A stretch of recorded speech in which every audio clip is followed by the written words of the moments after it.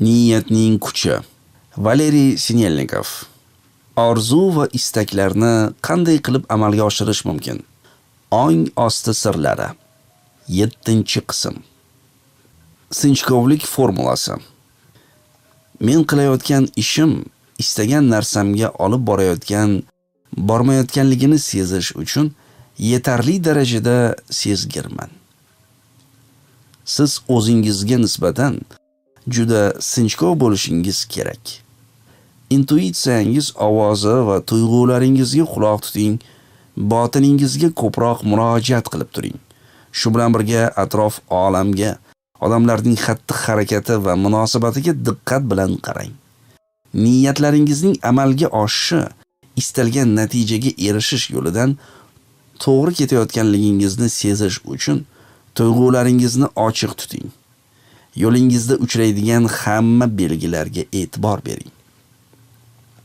Odamlar ko'pincha bir-biriga e'tibor berma, tupur unga, buni miyangdan chiqarib tashla tarzidagi maslahatlarni berishadi. Bu jo'n, hatto zararli maslahatlar. Bu holda siz hayotning o'zi berayotgan signallarga e'tibor bermay qo'yasiz. Aksincha, o'zingiz va atrof olamga nisbatan juda sezgir va e'tiborli bo'ling. Faqat ishoralarni to'g'ri tushunib olishni o'rganing. Doktor, men juda ta'sirchanman. Bu yomon, chunki men hamma narsani ko'nglimga olaman. Balki hamma kasalliklarim shundandir, deydi menga bir ayol mijozim.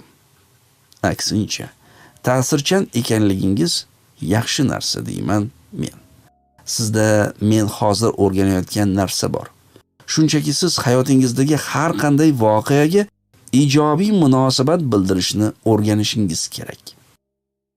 Belgilar qanaqa bo'lishi mumkin? Turli-tuman. Har bir kishining vaziyatga bog'liq holda o'z belgisi bor. Mening belgilarga qarab mo'ljal olishni juda yaxshi o'rganib olgan bir do'stim bor.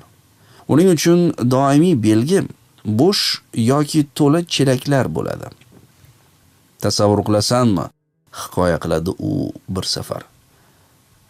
Melitopolga zarur ishlar bilan borayotgan edim. 100 metr yurgan edim. Ro'paramdan bo'sh chelaklarni ko'targan bir erkak chiqdi.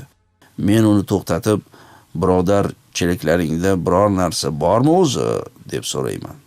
"Yo'q, hech narsa yo'q", javob beradi u. Men orqamga burilib uyga qaytaman. "Basharti hammasi joyida bo'lsa-chi?" so'rayman men. "Men ham ilgari shunday deb o'ylardim", javob beradi u. Toki bu narsalar to'g'ri ishlashga ishonch hosil qilgunimcha, ro'paramdan to'la chelaklar ko'targan odam chiqsa, ayniqsa suv bilan to'ldirilgan bo'lsa, omadim kelishi aniq. Men bir taksi ishini bilaman. Misol keltirdim men. Uning o'z belgilar tizimi bor. Agar uning oldidan 3 marta ketma-ket svetoforning qizil chirog'i chiqsa, bu u yoki mijozga u tomonga borish befoydaligini bildiruvchi belgi. Biroq irimchi bo'lmang. Ishni bema'nilik darajasiga olib bormang. Yo'lingizni mushuk kesib o'tsa, o'zingizga shunday deb ayting: "Qora mushuk, baxtli yo'lim, malla mushuk, quvonchli yo'lim. Oq mushukchi?" deb so'raysiz siz. O'zingiz o'ylab toping. Axir bu dunyodagi hamma narsani, shu jumladan belgilarni ham o'zimiz yaratamiz. Bir safar men juda qiziq bir voqeaning guvohi bo'ldim. Shahardagi katta serqatnov yo'lni qora mushuk kesib o'tdi. Bir tomondan trolleybus haydovchisi, boshqa tomondan esa Volga haydovchisi mashinasini to'xtatib turib qoldi. Trolleybus haydovchisi xushmuomalalik bilan Volga haydovchisiga "Marhamat, o'ta qol" deb taklif qiladi. Volga haydovchisi esa "Yo'q, sen birinchi o't" deb ishora qiladi. U tomon ham, bu tomon ham tirband bo'lib ketdi. Boshqa haydovchilar signal beryapti. Ular esa joyidan jilmaydi. Bir necha daqiqa turishdi, kim birinchi bo'lib o'tish haqida bahslashishdi. Oxiri bir jip haydovchisi barcha qoidani buzib o'tib ketdi. Ong osti aqlimiz mutlaqo hamma narsani biladi va belgi hamda signallar yordamida bizga yo'l ko'rsatadi. Barcha tirik mavjudot gapiradigan universal til bor. Faqat uni quloq yoki aql bilan emas, yurak bilan tushunish lozim. Shaxsan men hamma narsaga e'tibor beraman. Masalan, mijoz qabulimga kelmoqchi bo'lsa-yu, tashrifini turli sabablar bilan orqaga suraversa, men davolash jarayoni sekin kechishini bilaman. Aksincha, odam kerakli vaqtda yana oldindan yozilmasdan kelsa, natija tez va 100% bo'ladi. Men o'zimga kerakli ma'lumotni turli yo'llar bilan olaman. Odamlar bilan muloqot qilib, kitoblar yoki televideniya orqali.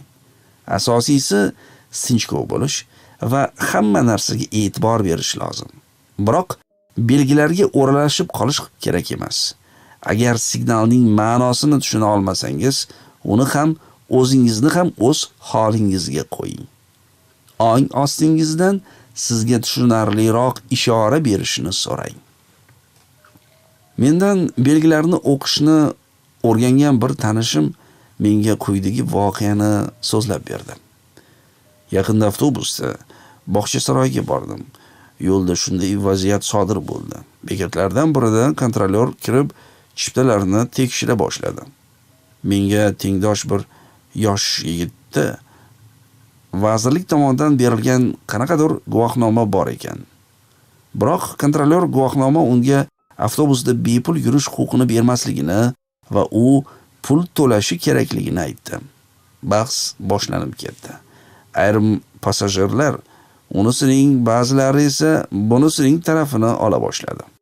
Kontrolyor unga o'zining haqligini tasdiqlovchi hamma hujjatni ko'rsatdi, biroq yigit oyoq tirab turib oldi va sira yon bosishni istamadi.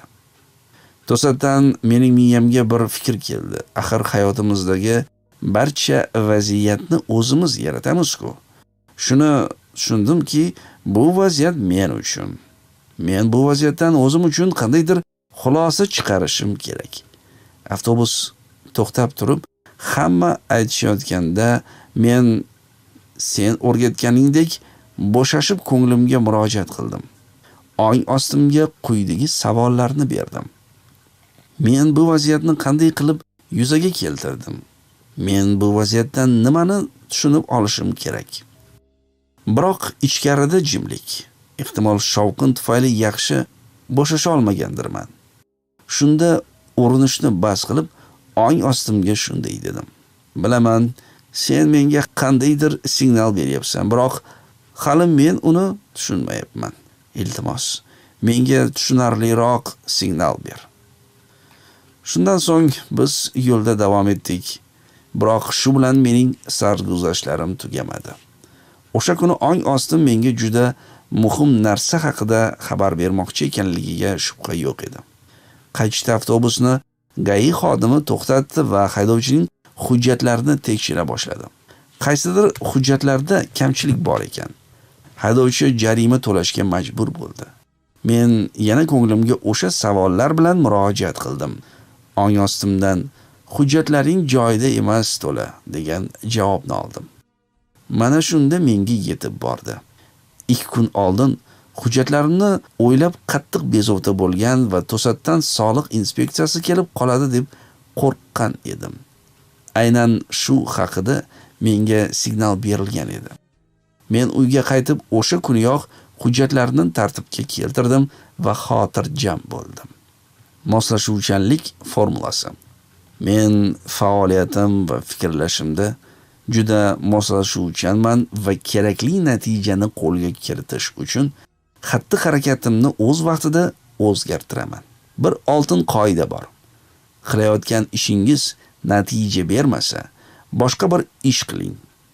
Eshik bir tomonga qarab ochilmasa, boshqa tomonga qarab ochib ko'ring. Biroq avval o'zingizdan eshik ortidagi narsa menga chindan ham kerakmi deb so'rang. Niyatlaringizni amalga oshirish uchun sodir bo'layotgan voqealarni eshitib, ko'rib, his qilibgina qolmay, voqealarga turli tuman javob qaytarish zaxirasiga ham ega bo'lishingiz va xatti-harakatingizni o'zgartirishga tayyor bo'lishingiz ham kerak. Agar siz xatti-harakatingizni o'zgartirmasangiz, doim ayni bir narsaga ega bo'laverasiz. Yodingizda tuting. Vaziyatni ko'proq fe'l-atvor moslashuvchanligiga ega bo'lgan odam nazorat qiladi. Chinakamiga iste'dodli va omadli kishilar vaziyatlarga munosabat bildirishning 12 dan ortiq turli usuliga ega bo'lishi aniqlangan. Ular o'z xatti-harakatida juda moslashuvchan bo'ladi. Tanlov qanchalik katta bo'lsa, ichki strategiyalar qanchalik ko'p bo'lsa, muvaffaqiyatga erishish imkoniyati ham shunchalik katta bo'ladi. Imkoniyatlaringizni kengaytiring. Sizda maqsadingizga erishish uchun barcha zarur zaxiralar bor.